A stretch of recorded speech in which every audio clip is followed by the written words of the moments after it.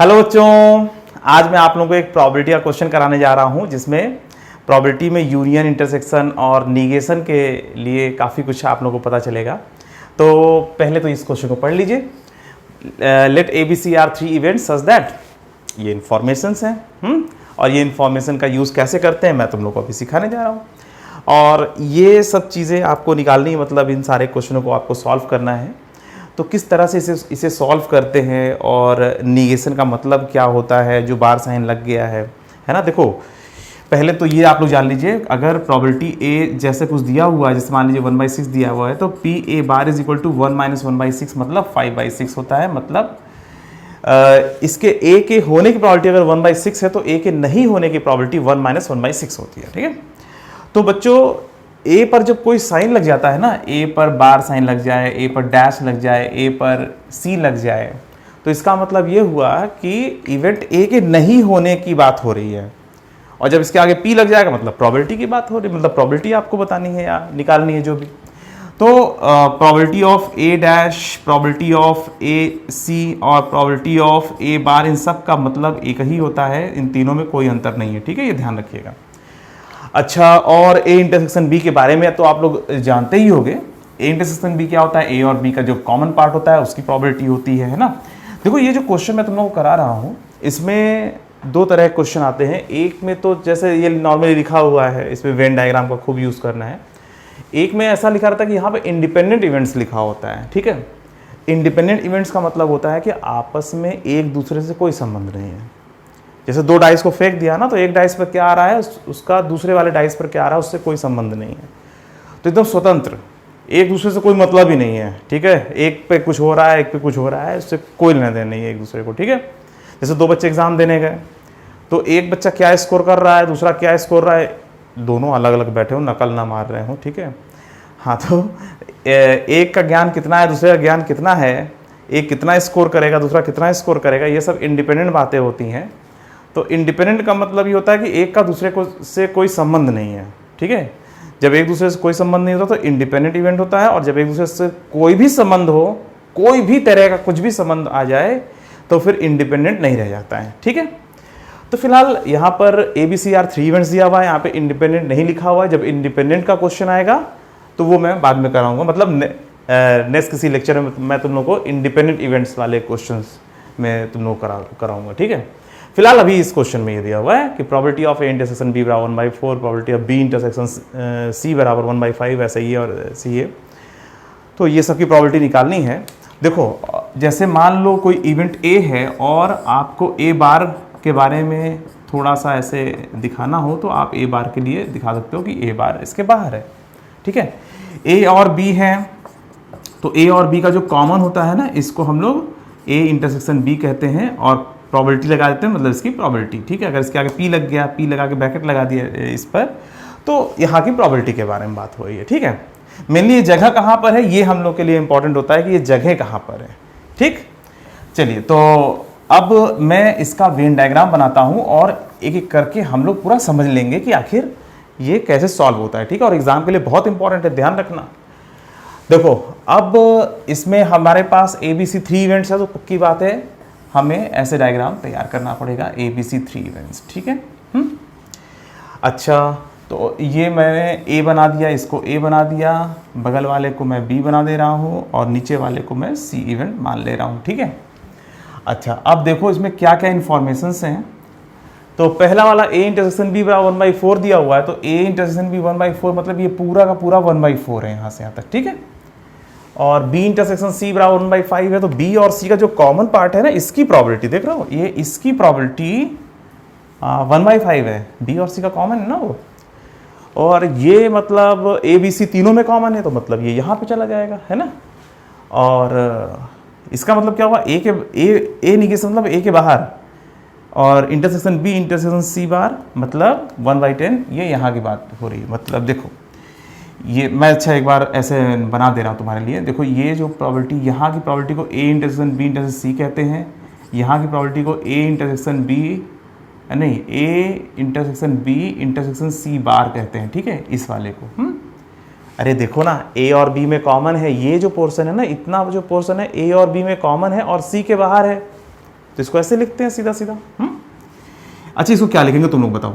ये किसके अंदर है? ए के अंदर है, सी के भी अंदर है ये जगह, और बी के बाहर है, तो A intersection B bar intersection C लिख सकते हैं। ठीक है, लिखने का ढंग समझ में आ रहा है। जिसके बाहर है उस पर बार साइन लगा दो, और जिसके अंदर है उस पर बार साइन नहीं लगाओ।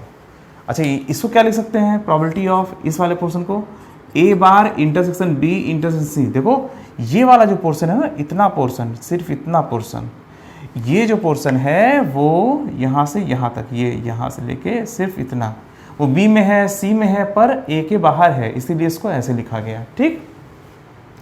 अच्छा, ये वाला जो पोर्शन है इसको क्या लिखेंगे? ये वाला जो पोर्शन है यहाँ से यहाँ इतना वाला, बताओ ये देखो ए के बाहर है, बी के अंदर है, पर सी के बाहर है, तो इसको क्या लिखेंगे? ए bar intersection B intersection C बार। समझ में आ रही बात? ऐसे लिखा जाता है। इसको क्या लिखेंगे? इसकी प्रोबेबिलिटी क्या लिखेंगे? Probability of A intersection B bar intersection C bar. अरे देखो ना, ये ए के अंदर है, ये वाली जगह कैसे यार? ए के अंदर है, बी के बाहर है, सी के बाहर है, बात खत्म है ना। ऐसे पकड़ते हैं हम लोग। ये कैसे लिखेंगे? ए के बाहर है, बी के बाहर है और सी के अंदर है, बस हो गया। इस तरीके से हम लोग लिखते हैं। करेक्ट। तो अब जब इस तरह से लिखते हैं तो इसी का हम फायदा ले लेंगे इस वाले क्वेश्चन में। तो चलो अब हम लोग वेन डायग्राम को भरते हैं। ठीक है, तो ये आप लोग को समझ में आ गया ना, और ये सब आप लोग नोट करते हुए चलिए, है ना। चलिए, तो पहला वाला इंफॉर्मेशन, पहले तो ये वेन डायग्राम बना दें। ये हो गया, ये हो गया और ये हो गया। ठीक है, इस तरीके से बना दिया। ठीक है, और ये ए हो गया, अच्छी बात। ये बी हो गया, और बढ़िया बात। ये सी, उससे बढ़िया बात। ठीक है, चलिए, तो ए और बी का कॉमन 1/4 है, ये 1/4 है। बी और सी का कॉमन 1/5 है, मतलब इसकी प्रोबेबिलिटी 1/5, तो ये इसकी प्रोबेबिलिटी 1/5 है। ये 1/6 है, तो मैं इसको 1/6 लिख दे रहा हूँ। ठीक है, A intersection B intersection C, A B C तीनों में जो कॉमन है उसकी प्रोबेबिलिटी 1/6 है, तो सबसे अंदर 1/6 लिख दिया। और इसका मतलब क्या हुआ? ए bar intersection B intersection C बार, ए के बाहर, बी के अंदर, पर सी के बाहर 1/10, ये 1/10 वाला पोर्शन है। मैंने अभी इन दोनों को नहीं बनाया, ध्यान दे रहे हो? मैंने इन दोनों को तो लिख दिया, ए बी सी तीनों में कॉमन 1/6 है, A bar intersection B intersection C bar equal to 1/10 है। ए और बी का जो कॉमन है 1/4 है, तो ए और बी में जब कॉमन है 1/4 है, तो ये होगा 1/4 माइनस 1/6। अरे भाई, ये पूरा 1/4 है, तो 1/4 में से 1/6 घटा दोगे तो ये आ जाएगा। समझ में आ रही बात? हाँ, अच्छा। और ये बी और सी का कॉमन क्या है? 1/5 है। ठीक है, बी और सी में ये पूरा, ये इतना जो पोर्शन है, इसकी प्रोबेबिलिटी 1/5 है, तो इतने की प्रोबेबिलिटी क्या होगी? 1/5 माइनस 1/6 होगी। अरे भाई, जब ये पूरा 1/5 है तो उसमें से ये घटा दो तो ये आ जाएगा ना। क्लियर? Very good. तो ये सब चीज़ें हमारे पास आ गई हैं। और 1/4 माइनस 1/6 की वैल्यू कितनी होती है, इसको जब सॉल्व करेंगे तो कितना आएगा? 12 और 3 माइनस कितना जाएगा? 1/4 माइनस 1/6, ये आ जाएगा 3 माइनस 2, मतलब 1/12, ये 1/12 हो जाएगा। चलो मैं इसको 1/12 लिख दे रहा हूँ। ठीक है, ये 1/4 माइनस 1/6, 1/4 माइनस 1/6, ये 1/12। ठीक है, ये 1/12 बन गया।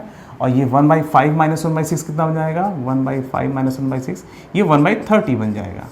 ठीक है, तो ये वाली जो प्रोबेबिलिटी है 1/4 माइनस 1/6 मैंने इसलिए लिख दिया, यहाँ पे लिखा हुआ दिखा दिया है ताकि आप लोग कंफ्यूज मत हो, कैसे आया होगा ये जान जाओ। ठीक है, अच्छा, तो ये इतना पोर्शन 1/12 है।